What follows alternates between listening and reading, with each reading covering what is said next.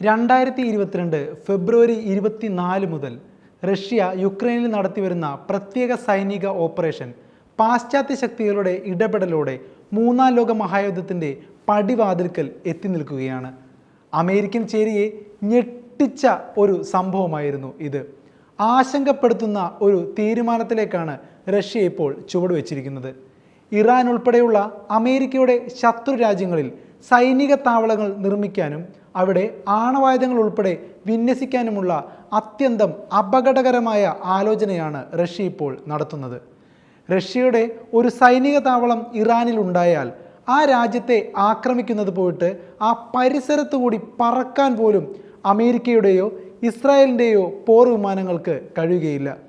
അമേരിക്കയ്ക്കെതിരായ പ്രതികാര നടപടി എന്ന നിലയിൽ ഏഷ്യ പസഫിക് മേഖലയിൽ ഇടത്തരം ഹ്രസ്വദൂര മിസൈലുകൾ വിന്യസിക്കുന്നതായ റിപ്പോർട്ടുകൾ റഷ്യൻ ഉപദേശകാര്യമന്ത്രി സെർജി റിയാബ്കോവ് തള്ളിക്കളയുന്നില്ലെന്നതും ശ്രദ്ധേയമാണ്. തീർച്ചയായും ഇക്കാര്യം തങ്ങളുടെ പ്രധാന ഓപ്ഷനുകളിൽ ഒന്നാണെന്ന് അദ്ദേഹം വ്യക്തമാക്കുകയാണ്. ലോകത്തെ ഏത് പ്രദേശത്തും അമേരിക്കൻ ചേരിക്കെതിരായ സൈനിക പ്രതികരണം സംഘടിപ്പിക്കുന്നതിനുള്ള സംവിധാനം റഷ്യ സജ്ജമാക്കുമെന്ന് തന്നെയാണ് മന്ത്രി സ്ഥിരീകരിച്ചിരിക്കുന്നത്. ഏഷ്യൻ രാജ്യങ്ങളിൽ ആദ്യഘട്ടമെന്ന നിലയിൽ മധ്യദൂര ഹ്രസ്വദൂര മിസൈലുകൾ വിന്യസിക്കാനാണ് റഷ്യ ആലോചിക്കുന്നത്. ഇങ്ങനെ ഒരു തീരുമാനത്തിൽ റഷ്യയെ എത്തിക്കാൻ നിർബന്ധിതമാക്കിയത് അമേരിക്കയാണെന്ന് തുറന്നു പറയാനും സെർജി റിയാബ്കോവ് തയ്യാറായിട്ടുണ്ട്. പുതിയ ലോകക്രമത്തിൽ റഷ്യയുടെ ഏറ്റവും പുതിയ ഒറഷ്നിക് മധ്യദൂര ബാലിസ്റ്റിക് മിസൈൽ ഉൾപ്പെടെ വിന്യസിക്കുന്നതിന് നിലവിൽ നിയന്ത്രണങ്ങളൊന്നുമില്ലെന്നാണ് നയതന്ത്രജ്ഞരും ചൂണ്ടിക്കാട്ടുന്നത്. അതേസമയം മിസൈൽ വിക്ഷേപണത്തെക്കുറിച്ചുള്ള അറിയിപ്പുകൾ സംബന്ധിച്ച് റഷ്യയും അമേരിക്കയും തമ്മിലുള്ള 1998 ധാരണാപത്രം ഇപ്പോഴും പ്രാബല്യത്തിൽ തുടരുന്നുണ്ട്.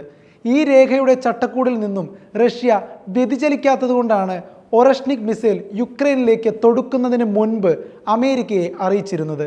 എന്നാൽ പരീക്ഷണ ഘട്ടത്തിൽ നൽകിയ ഈ ഒരു മുന്നറിയിപ്പ് റഷ്യ ഇനി തുടരുമോ എന്ന കാര്യത്തിൽ അമേരിക്കയ്ക്ക് സംശയമുണ്ട്.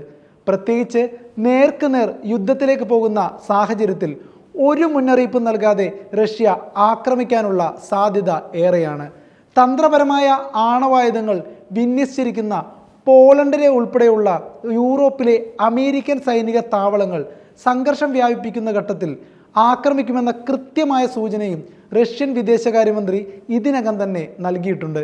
ലോകത്തിന് ചുറ്റും സൈനിക താവളങ്ങൾ തുറന്ന് സംഘർഷം വിതറുന്ന അമേരിക്കയെ അതേ നാണയത്തിൽ തിരിച്ചടിക്കാൻ റഷ്യ ഒരുങ്ങുമ്പോൾ ഈ നീക്കത്തെ എതിർക്കാൻ പോലും പറ്റാത്ത അവസ്ഥയിലാണ് നാറ്റോ രാജ്യങ്ങൾ ഉള്ളത്. സോവിയറ്റ് യൂണിയന്റെ ഭീഷണി നേരിടാൻ ആ കാലത്ത് രൂപീകൃതമായ നാറ്റോ സഖ്യത്തെ സോവിയറ്റ് യൂണിയൻ ഇല്ലാതായിട്ടും പിരിച്ചുവിടാൻ തയ്യാറാകാത്ത അമേരിക്ക ഈ കരുത്തുകാട്ടിയാണ് മറ്റു രാജ്യങ്ങളെ വിരട്ടാൻ ശ്രമിക്കുന്നത്. റഷ്യയുടെ അയൽ രാജ്യങ്ങളെ, അതായത് പഴയ സോവിയറ്റ് യൂണിയന്റെ ഭാഗമായിരുന്ന രാജ്യങ്ങളെ ഓരോന്നായി നാറ്റോ സഖ്യത്തിൽ ചേർത്ത് റഷ്യയ്ക്ക് വലിയ സുരക്ഷാ ഭീഷണി ഉയർത്തിയ അമേരിക്ക ഒടുവിൽ യുക്രൈനെയും നാറ്റോയിൽ ചേർക്കാൻ ശ്രമിച്ചതാണ് റഷ്യയുടെ സൈനിക നടപടിക്ക് കാരണമായത്. America, Britain, Germany, France, Poland ഉൾപ്പെടെ 32 രാജ്യങ്ങളാണ് നിലവിൽ നാറ്റോയിൽ അംഗമായിട്ടുള്ളത്. ഈ അംഗരാജ്യങ്ങളിൽ ഏതെങ്കിലും ഒരു രാജ്യത്തെ ആരെങ്കിലും ആക്രമിച്ചാൽ ഒരുമിച്ച് പ്രതിരോധിക്കും എന്നതാണ് ഇവരുടെ നയം. ഇതുപോലെ ശക്തമായ ഒരു സൈനിക സഖ്യം ലോകത്ത് നിലവിൽ വേറെ ഇല്ലെന്നതും നാം ഓർക്കണം. ഈ 32 രാജ്യങ്ങളും ഏറെ ഭയക്കുന്നത് റഷ്യയെ മാത്രമാണ്. ഒറ്റക്കെട്ടായി നിന്ന് പൊരുതിയാൽ പോലും റഷ്യ എന്ന ഒറ്റ രാജ്യത്തിന് മുന്നിൽ പിടിച്ചു നിൽക്കാൻ നാറ്റോയ്ക്ക് കഴിയുമോ എന്നത് അമേരിക്കൻ സഖ്യകക്ഷികൾക്ക് പോലും സംശയമുണ്ട്. ഇതിലെ തന്നെ പല അംഗങ്ങളും തങ്ങൾ റഷ്യക്കെതിരെ ഇല്ല എന്ന നിലപാടാണ് ഇപ്പോൾ എടുത്തിട്ടുള്ളത്. ഇക്കാര്യം പരസ്യമായി തന്നെ ജർമ്മനിയും ഇറ്റലിയും വ്യക്തമാക്കി കഴിഞ്ഞിട്ടുമുണ്ട്. ഇനി എന്ത് സംഭവിക്കും എന്ന് കണ്ടറിയാം.